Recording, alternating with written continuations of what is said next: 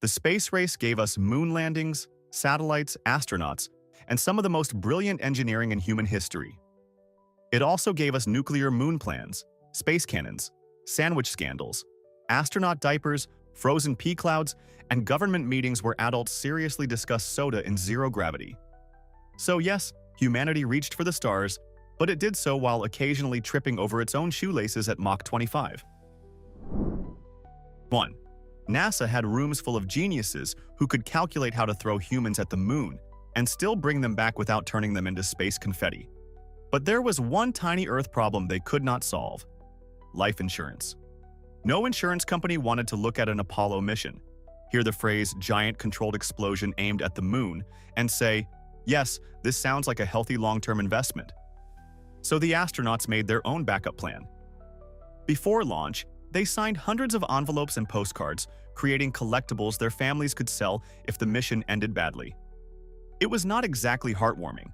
It was more like a family financial plan written by a ghost.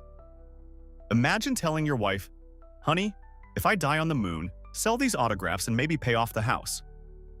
It is tragic, clever, and aggressively American. If the system cannot protect you, monetize your own possible death like a limited edition baseball card. 2. In the 70s, NASA looked at space, humanity's greatest frontier, and decided what it really needed was confused spiders. So they launched two spiders named Arabella and Anita to find out whether they could spin webs in zero gravity. This is the kind of experiment that sounds like someone lost a bet in a lab cafeteria. At first, the spiders handled weightlessness about as well as anyone would handle waking up inside a floating haunted elevator.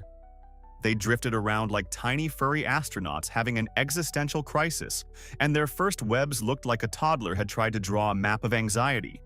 But then, annoyingly, they adapted. Before long, they were spinning decent webs again, because apparently spiders have more professional discipline than most office departments.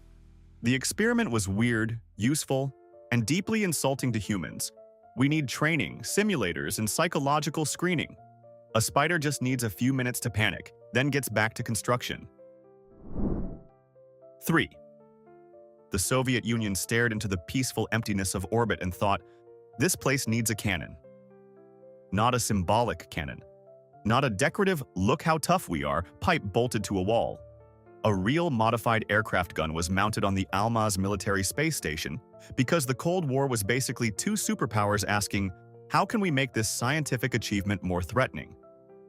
The idea was to defend the station from enemy satellites or anything suspicious drifting too close, which is a very formal way of saying they were ready to turn orbit into a gunfight.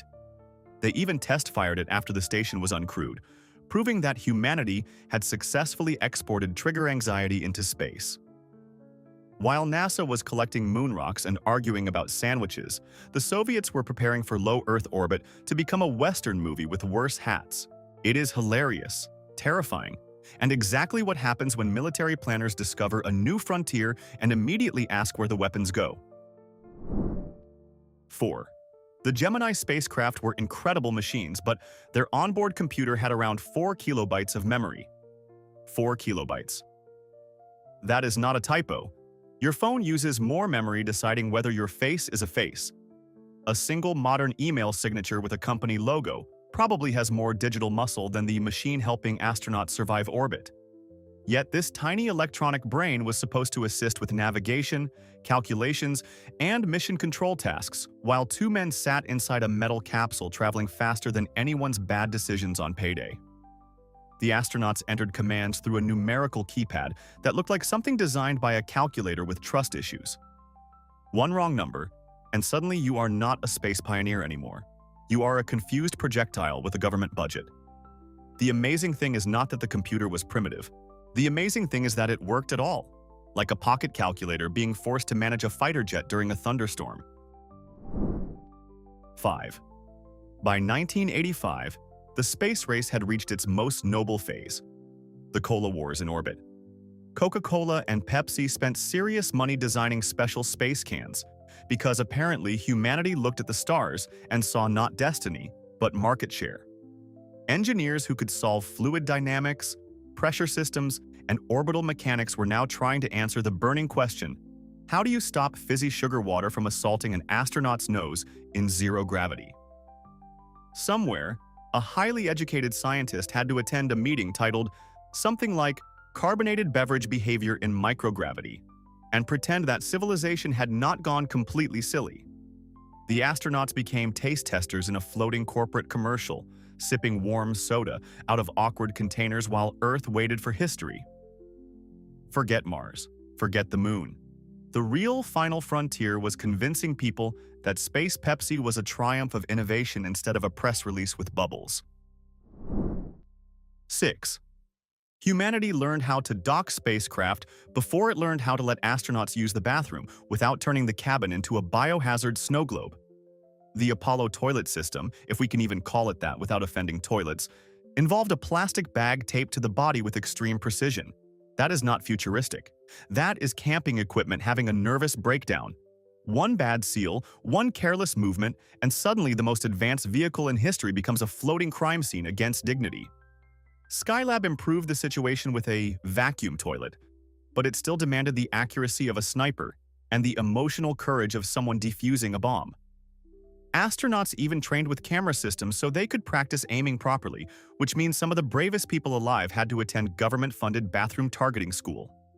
Space exploration gave us heroes, science, and the humbling truth that even in orbit, digestion remains undefeated. 7. Before NASA trusted astronauts with rockets, it had to make sure their bodies would not file a formal complaint under heavy acceleration. The solution was the centrifuge, a giant spinning machine that looked like it had been designed by a carnival owner with revenge issues.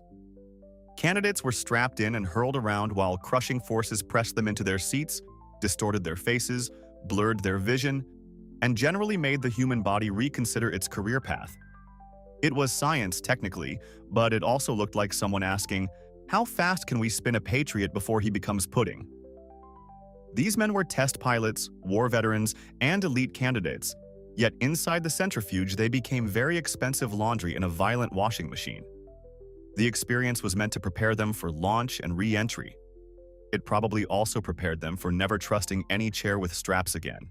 Space demanded bravery, brains, and the ability to remain professional while your cheeks tried to migrate behind your ears. 8. Soviet Mars probes had a terrible habit of almost succeeding and then dramatically dying near the finish line. They would travel millions of miles, approach the red planet, and suddenly go silent, malfunction, miss the target, or just vanish into the cosmic void like Mars had blocked their number. After enough failures, people started joking about the galactic ghoul, a mythical monster that haunted Mars and ate spacecraft. It was not a scientific explanation, obviously, but emotionally, it made perfect sense. When your probe fails once, you blame a technical issue. When it fails again, you blame design flaws. When it keeps happening, you start looking suspiciously at the planet like it has teeth. Picture the meeting in Moscow. Comrade director, the telemetry was stable. Then the ghoul had lunch.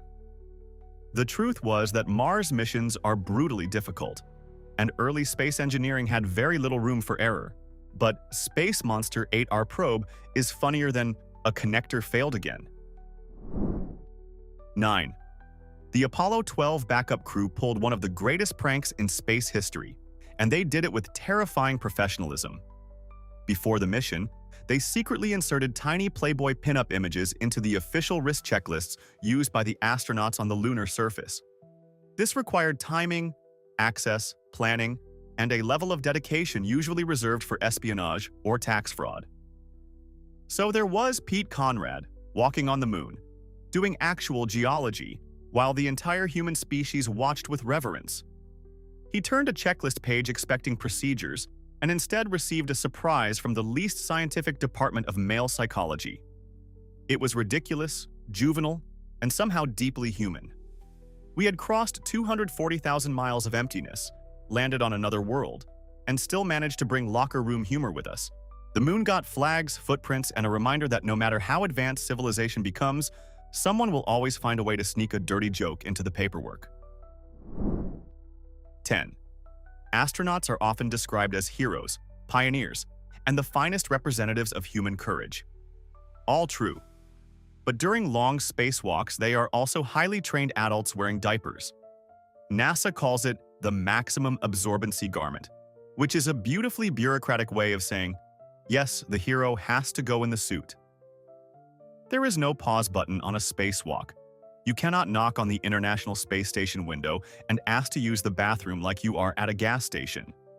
So an astronaut can float above Earth, witness the glowing curve of the planet, experience the spiritual majesty of the cosmos, and at the same time be quietly reminded that the human body is an uncooperative bag of plumbing. It is the universe's most elegant ego check. You may be orbiting the world in a billion-dollar program, but biology is still sitting in the corner saying, "Cute mission. I have needs." 11. Project A. 119 was one of the most ridiculous Cold War ideas ever seriously considered. Detonating a nuclear bomb on the moon. Not to save Earth. Not to create a base. Not to do some elegant scientific experiment that would make professors nod thoughtfully. The plan was basically to make a giant flash on the lunar surface so people on Earth could see it and understand that America was very powerful and perhaps not completely emotionally stable. It was geopolitical peacocking at planetary scale. Instead of sending flowers, the idea was to punch the moon with an atom bomb. Imagine explaining this to future generations. We almost damaged a celestial body because the Soviet Union made us feel insecure. Thankfully, cooler heads realized that nuking the moon might make the United States look less like noble explorers and more like cosmic vandals with budget approval. The plan died, and the moon was spared from becoming history's largest warning shot. 12. Gemini. 3 was a serious mission, but one of its most famous moments involved a corned beef sandwich. Astronaut John Young smuggled it aboard because official space food apparently tasted like sadness compressed into cubes. On Earth, this would be charming. In zero gravity, breadcrumbs become tiny airborne rebels. They float into switches, vents, electronics, and every place where a crumb absolutely should not be. For a few moments, one of America's advanced spacecraft contained not only astronauts, equipment, and scientific instruments, but also a deli item committing orbital misconduct. After the mission, Congress reacted as if Young had smuggled a raccoon into a submarine. They held hearings about a sandwich. Lawmakers treated rye bread with the seriousness usually reserved for espionage. It is one of the funniest examples of space race priorities. Launch humans into orbit on a missile, fine. Bring lunch with crumbs, national scandal. 13. The Soviet N-1 rocket was supposed to be the mighty rival to America's Saturn V. Instead, it became a recurring festival of fire, smoke, and expensive disappointment. Its first stage used 30 engines. 30. That sounds powerful until you realize all 30 had to work together perfectly, like a choir where every singer is holding explosives and one wrong note rearranges Kazakhstan. The Saturn V was a masterpiece of controlled brutality. The N-1 was more like an overconfident plumbing nightmare that had been taught to scream. In 1969, one launch rose only a short distance before deciding space was overrated and returning to Earth as a giant fireball. The explosion was one of the largest non-nuclear blasts ever, wrecking the launch area and probably ruining several people's careers before breakfast. And the Soviets tried 4 times. 4 separate attempts to light the world's angriest candle and hoped that this time it would behave. It did not. The N-1 was not just a rocket. It was a very loud lesson in humility. 14. American astronaut survival kits were practical. Knives, flares, and equipment that said, "We may land somewhere unpleasant." The Soviet imagination, meanwhile, produced something far cooler and far more suspicious: a laser pistol. Officially, it was for signaling or self-defense. Which raises the obvious question: self-defense against what exactly? A wolf with night vision? A bear that can only be discouraged by science fiction? A customs officer from the Andromeda Galaxy? The practical usefulness is debatable, but the vibes were immaculate. A laser pistol in a cosmonaut kit is the kind of detail that makes the Cold War feel like it was partly run by engineers and partly by 12-year-olds drawing battle scenes in notebooks. Was it necessary? Probably not. Was it awesome? Completely. It captured the era perfectly. Every tool had to be useful, intimidating, and just dramatic enough to make the other superpower wonder whether it was falling behind in cool gadgets. 15. Inflatable space stations once sounded like a terrible joke. Early critics heard the idea and imagined astronauts living inside a giant balloon surrounded by vacuum, radiation, and tiny bits of space debris traveling fast enough to ruin everyone's afternoon. It sounded less like architecture and more like a birthday party thrown inside a shooting range. The concept was mocked because, honestly, Space Balloon House does not immediately inspire confidence. But technology has a funny way of making yesterday's nonsense look suspiciously smart. Better materials, stronger designs, and modern testing eventually made inflatable habitats a serious option for future missions. They can launch compact, expand in orbit, and provide useful living space without needing a giant metal can for every room. So the idea went from, "that is insane," to "please include it in the Mars base proposal." History loves this trick. First, it laughs at the weird guy in the meeting. Then, 30 years later, it quietly uses his idea and pretends everyone was supportive all along. 16. The White House had a speech prepared in case Apollo 11 ended with Neil Armstrong and Buzz Aldrin stranded on the moon. The title alone, "In Event of Moon Disaster," sounds like the worst folder you could possibly find in a filing cabinet. If the lunar module could not lift off, the astronauts would eventually be left to die on the surface while President Nixon addressed the nation. Mission Control would cut communications at the end, which is horrifying in a clean, administrative way, like tragedy processed through office procedure. The speech itself was beautifully written, which somehow makes the whole thing worse. Someone sat down and turned "we cannot bring them home" into noble, historic poetry.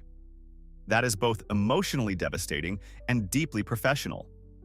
America planned the victory parade, the headlines, the flag, the photos, and also the elegant disaster branding. Even failure had to be packaged with dignity. Nothing says government preparation like having a heartbreaking lunar death speech ready just in case. 17. The Skylab 4 crew. In 1974 became famous for what people often describe as a space strike. The full reality is more complicated, but the core is wonderfully human. They were exhausted, overscheduled, and tired of mission control managing their lives minute by minute. NASA had planned their days with such detail that even breathing probably felt like it needed approval from Houston. The astronauts were floating in a laboratory above Earth, doing difficult work in isolation, while people on the ground kept piling on tasks like managers who had never heard of burnout. Eventually, the crew pushed back and forced a reset in communication and workload. The popular version is irresistible. Workers in orbit putting Earth on silent mode. Imagine being at mission control and realizing the people inside your multi-billion-dollar space station are basically saying, "New phone. Who this?" It is the most relatable moment in space history. Even among the stars, nobody enjoys being micromanaged by people with comfortable chairs. 18. Tang is one of the greatest marketing victories of the space age. A bright orange powder that tasted like a chemistry set had a citrus dream was transformed into the drink of astronauts. The public was sold the idea that this glowing beverage was basically liquid courage for moon men. Kids drank it, thinking they were one glass closer to NASA. Parents bought it because if it was good enough for space heroes, it was good enough for breakfast, which is how advertising turns powder into patriotism. The reality was less glamorous. Astronauts used it partly because it helped mask the unpleasant taste of treated spacecraft water. In other words, Tang was less nectar of the stars and more, "please make this iodine-flavored water stop bullying my tongue." But the branding worked beautifully. Slap a rocket on almost anything, add national pride, and suddenly America will drink orange dust with confidence. 19. Project Horizon was the United States Army's plan to build a military base on the moon in the late 1950s, because apparently the moon looked lonely without a command structure. This was not a peaceful little science hut with telescopes and polite researchers. It was a fortified lunar outpost staffed by soldier astronauts, powered by nuclear reactors, and prepared for possible conflict with the Soviets. The Army looked at the quiet lunar surface and thought, "Nice, needs defenses." The plan even discussed weapons and security systems because nothing says giant leap for mankind, like guarding moon rocks from enemy personnel. It is funny until you remember people were actually writing reports about this. The moon was not even visited yet, and humans were already planning where to put the barracks, the perimeter, and probably the world's most depressing cafeteria. Project Horizon proves that when humanity finds a new frontier, someone in uniform will immediately ask if it has tactical value. 20. Soviet cosmonauts did not just prepare for space. They prepared for landing back on Earth in places that sounded like side quests from a survival game. If a capsule came down off course in the Siberian wilderness, the crew might face freezing temperatures, isolation, and wildlife with absolutely no respect for space achievements. So their survival gear included serious tools, most famously the TP-82, a triple-barreled survival weapon that could fire shotgun shells, rifle rounds, and flares. It was a gun, a signal device, and a very firm message to anything with claws. Imagine surviving launch, orbit, re-entry, and a rough landing, crawling out of your capsule as a hero of the Soviet Union, and immediately thinking, "Where is the bear?" That is a very specific national anxiety. American astronauts worried about ocean recovery. Soviet cosmonauts had to consider whether the forest was about to demand tribute. 21. NASA wanted psychologically stable astronauts, which is reasonable when your job involves sitting on top of a rocket and acting calm about it. But some of the psychological tests sound like they were designed by people who had been locked in a room with too many clipboards. Candidates were shown blank cards, abstract shapes, odd images, and asked what they saw or felt. The situation was basically a trap dressed as science. If you gave a creative answer, maybe you seemed unstable. If you gave a boring answer, maybe you lacked imagination. If you said, "This is clearly a blank card," maybe you were defensive. If you questioned the test, congratulations, now you were difficult. The perfect astronaut had to be brave, intelligent, obedient, and somehow relaxed while a psychologist asked him what nothing made him think of. It was like auditioning for space by surviving a conversation with a very intense art teacher. 22. During Apollo 10, the astronauts heard strange whistling sounds in their headsets while flying around the far side of the moon, cut off from direct contact with Earth. That is already the perfect setup for every alien documentary ever made. 3 men alone behind the moon, hearing eerie music where no music should be. Naturally, the imagination starts sprinting. Is it aliens? A cosmic signal? The moon humming because it knows something? The astronauts were reportedly cautious about how to discuss it because nobody wanted to come home and have doctors say, "Interesting mission. Now please sit in this quiet room." For years, the story fueled conspiracy theories, but the likely explanation was much less dramatic: radio interference between the spacecraft. The spooky music of the moon was basically the space version of a car speaker making weird noises when a phone is too close. No aliens. Just expensive equipment doing cheap equipment behavior. 23. The Soviet Union's early space dogs were not pampered laboratory aristocrats. Many were strays picked up from the streets of Moscow. The logic was brutal but practical. If a dog could survive Soviet winter, traffic, hunger, and city life, then space might only be a moderate promotion. These dogs were trained, launched, studied, and sometimes celebrated as heroes of socialism. A stray could go from dodging cars and fighting for food scraps to being photographed, dressed up, and presented as proof of national greatness. The emotional whiplash must have been insane.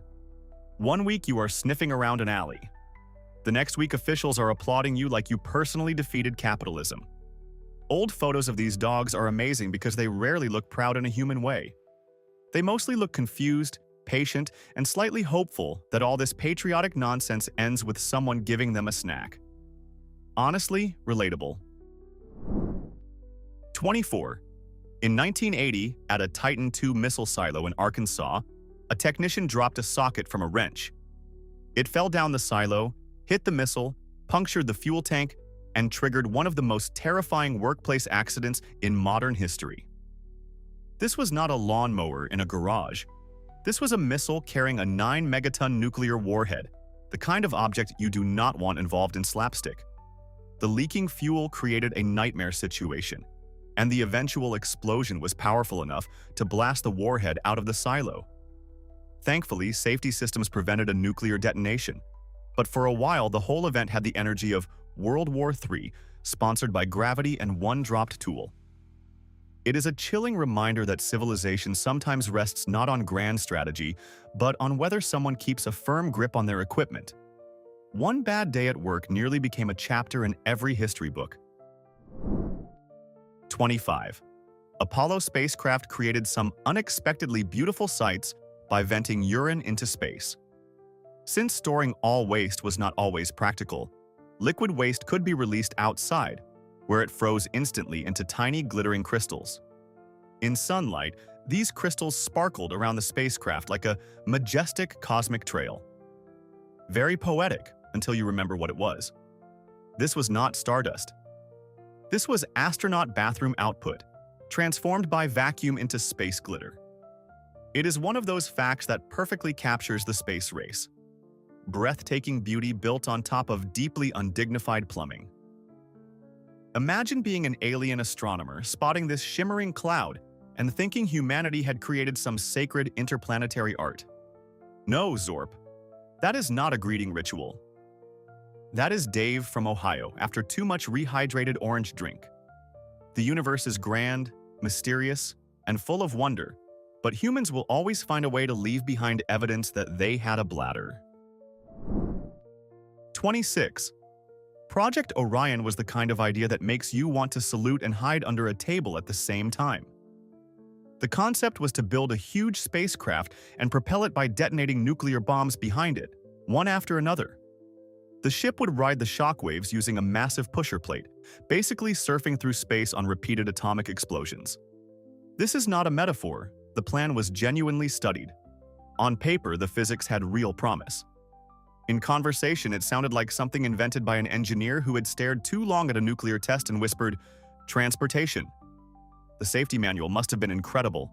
Step 1, drop bomb. Step 2, survive bomb. Step 3, repeat until Saturn. It was absurd, dangerous, brilliant, and wildly ambitious. Project Orion represents the purest space race mindset. When faced with the stars, ask not whether an idea is insane. Ask whether it has enough thrust. 27. Alan Shepard went to the moon during Apollo 14 and decided that humanity's greatest journey needed a little golf. He had smuggled a golf club head and a couple of balls, then attached the head to a lunar tool so he could take swings on the surface. Imagine being a scientist waiting for lunar data, while one of the most expensive expeditions in history turns briefly into a country club for one. His first shot was not exactly elegant because swinging in a spacesuit is like trying to dance inside a refrigerator. But the second shot became legendary when he joked it went for miles and miles. Was that true? Probably not, in the way golfers want it to be true. But who is going to challenge the only man in the clubhouse who can say, "I played on the moon"? It was science, spectacle, and the most American side quest ever performed in low gravity. 28. Soviet cosmonauts developed a reputation, at least in many stories, for being more relaxed about small comforts in orbit than NASA would ever allow. While American astronauts had their meals measured, packaged, approved, and emotionally drained of joy, Soviet crews allegedly found creative ways to bring small amounts of alcohol into space. Some stories describe it hidden in tubes labeled as something harmless like juice or extract. Was every tale perfectly literal? Maybe not. Did the image become legendary because it feels completely believable? Absolutely. Picture NASA holding a congressional hearing about sandwich crumbs while a Soviet cosmonaut quietly opens prune extract that smells suspiciously like a celebration. Long missions are stressful, space is lonely, the walls are close, the schedule is brutal, and Earth is very far away. Some people meditate, some people write in journals, Soviet space folklore suggests someone, somewhere, may have decided the correct response was a tiny forbidden toast to survival. 29. The original high-quality tapes of the Apollo 11 moon landing should have been treated like sacred relics. Humanity's first steps on another world deserved a vault, armed guards, climate control, and maybe a monk chanting, "Do not record over this 24 hours a day." Instead, NASA lost track of them, and the best explanation is that they were likely erased and reused during a tape shortage. The most famous achievement in human exploration may have been overwritten like an office memo from the accounting department. The broadcast footage survived, so we still have the images, but the original data tapes are gone. That is the kind of mistake that makes your stomach file a complaint. Imagine climbing Mount Everest, inventing the airplane, discovering fire, then saying, "We needed the storage space, so we taped over the proof." It is not just a bureaucratic error. It is a world-class oops wearing a government badge. 30. Gordon Cooper was one of America's Mercury astronauts, but he also had the soul of a man who understood the comic potential of a live space mission. During his 1963 flight, he reported seeing a glowing greenish object near his capsule. On the ground, that is not a casual comment. That is a sentence that makes tracking stations suddenly sit straighter. A strange object near the spacecraft? Greenish? Moving nearby? Congratulations, everyone. We may be moments from first contact, and our ambassador is a guy in a tiny capsule with very limited room to panic. Cooper later said it was a prank connected to a tracking station he knew he would pass over. In other words, a man trusted with national prestige, advanced machinery, and human spaceflight used orbital mechanics to perform a prank call. That is reckless, childish, and genuinely magnificent. Some people send postcards. Cooper apparently preferred weaponized suspense. 31. Gus Grissom's Mercury mission should have ended with clean hero status. Instead, after splashdown, the hatch of his Liberty Bell 7 capsule blew open, seawater rushed in, and the spacecraft sank. Grissom himself nearly drowned, while helicopters struggled to recover the capsule. As if that were not enough, rumors followed him for years. Some suggested he had panicked and triggered the explosive hatch himself, which he firmly denied. Later evidence supported the idea that a mechanical problem was likely responsible. But rumors are stubborn little parasites, especially when bureaucracy and pride are involved. Grissom had survived being launched into space on top of a rocket, but back on Earth he had to fight whispers, suspicion, and the reputational damage caused by a hatch that betrayed him at the worst possible moment. It is a painfully human tragedy. You can be brave enough for space and still get mugged by a faulty mechanism and office gossip. 32. In the late 1950s, the Soviets toured a lunar space probe as proof of their technological brilliance. The CIA looked at this proud display and reacted with the energy of a raccoon spotting an unlocked cooler. They wanted to know what was inside, so they arranged one of the boldest little heists of the Cold War. During transport, American agents managed to divert the probe, take it to a secret location, disassemble it, photograph and study the components, put it back together, and return it before the Soviets realized anything had happened. That is not just spying.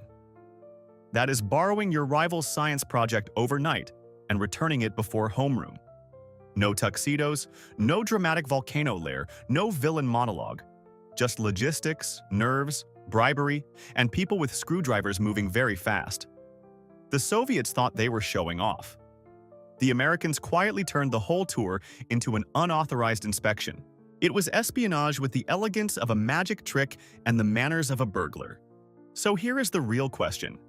Which of these space race moments was the dumbest? And which one are you willing to defend as secretly genius?